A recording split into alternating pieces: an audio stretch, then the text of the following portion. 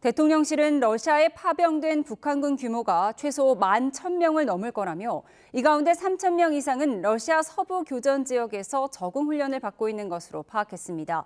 우크라이나 특사 파견 논의는 이번 주 안에 시작될 것으로 전망하며 다만 우크라이나에서 우리에게 포탄 지원을 직접 요청한 건 없다고 밝혔습니다. 취재기자 연결해 자세히 알아보겠습니다. 신인정 기자, 대통령실이 북한군 파병과 관련해 좀 더 구체적인 상황을 설명한 거죠?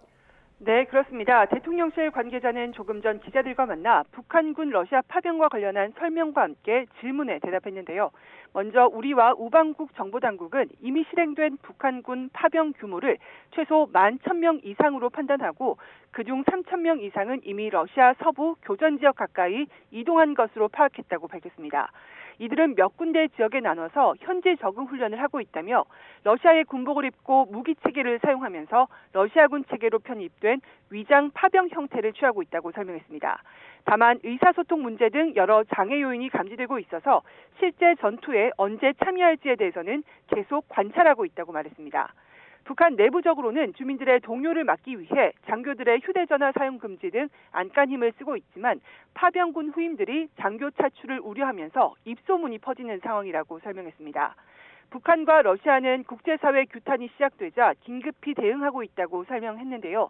러시아의 쇼이구 전 국방장관이 지난 24일까지 북한 평양을 방문한 데 이어서 북한 최선희 외무상이 현재 러시아를 방문한 걸로 파악되고 있다고 말했습니다.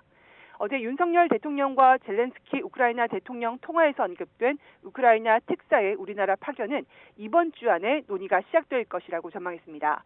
특사가 오면 구체적이고 단계적인 협력 방안을 논의할 예정인데 레드라인을 따로 정해놓지는 않을 거라며 무기 지원에 대한 논의가 있다면 1차적으로는 방어용 지원을 이야기하는 게 상식적일 거라고 본다고 말했습니다.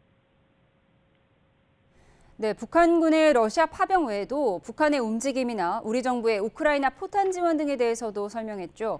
네, 그렇습니다. 다음 달 미 대선을 앞두고 북한의 핵실험 가능성에 대해서는 핵실험은 비교적 준비 기간이 짧아서 언제라도 결행할 수 있을 거라고 말했습니다. ICBM, 즉 대륙간 탄도미사일 역시 가속화해서 실행할 수 있고 최근 그런 동향이 몇 번 관찰됐지만 중간에 끊기고 멈췄다면서 현재 급박하게 진행되고 있는 사안은 없다고 말했습니다. 이어 북한이 수정 또는 개량된 수준의 정찰 위성 발사를 준비하는 걸로 안다며 성공한다면 정찰 탐지 기능이 강화되는 것이기 때문에 우리 안보에 대한 위해 힘이 될 거라고 말했습니다.